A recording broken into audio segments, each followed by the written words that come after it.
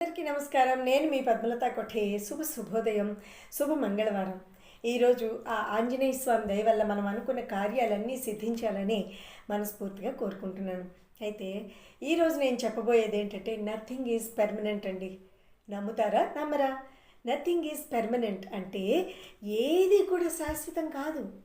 ఏది శాశ్వతం కాదు. పరివర్తన అనేది జీవిత నియమం. అంటే మార్పులు. అమావాస్య పోయాక పౌర్ణమి వస్తుంది, పౌర్ణమి పోతే మళ్ళీ అమావాస్య వస్తుంది. అలాగే సీజన్స్ మారుతూనే ఉంటాయి. జీవితం కూడా అంతేనండి. కష్ట సుఖాలు అనేవి ఎప్పుడూ శాశ్వతంగా ఉండిపోవు. సుఖాలు వస్తాయి, కష్టాలు వస్తూ ఉంటాయి. మనం ఏం చేయాలంటే వాటిని ఫేస్ చేస్తూ ధైర్యంగా ముందుకి వెళ్ళాలి.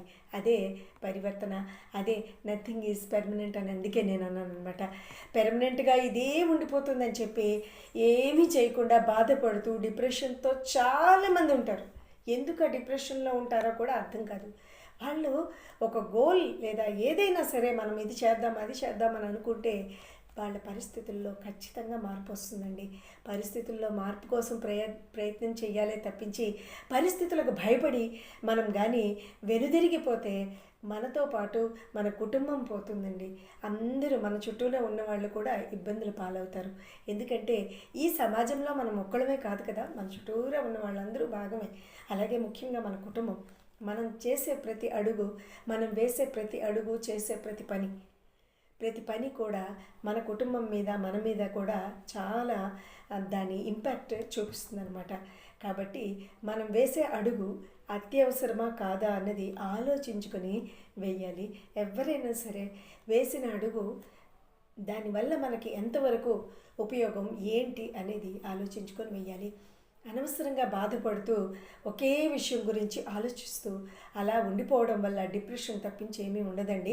పరిస్థితులలో మార్పు రానప్పుడు పరిస్థితుల్ని మనం మనకు అనుగుణంగా మార్చుకోవాలి. దానికి ధైర్యం ఉండాలి. దేనికైనా సరే ఫియర్ అనేది వదిలిపెట్టేయాలి. ధైర్యంతో ముందుకు సాగిన నాడు మన సమస్యలు వాటంతటవే సాల్వ్ అయిపోతాయి అన్నమాట. అయితే చాలామంది వీళ్ళేమనుకుంటారు వాళ్ళేమనుకుంటారంటూ చాలా విషయాల్ని బాధపడిపోతూ ఉంటారు. ప్రపంచం గురించి ఆలోచిస్తూ కూర్చుంటే మీరు ముందుకు వెళ్ళలేరు. ప్రపంచం దానంతట తెలుతుంది. ప్రపంచం మీ వెనక వస్తుంది. మీరు చేసిన పని కరెక్ట్ అయినప్పుడు ప్రపంచం మీ వెనక తెలుస్తుంది. So thank you very much. ఈ మాటలతో అందరికీ కూడా విషెస్ చెప్తున్నాను. ధైర్యంగా ముందుకు నడవండి. మీ వెనకట్ల మీ ప్రపంచం ఖచ్చితంగా వస్తుంది. Thank you very much.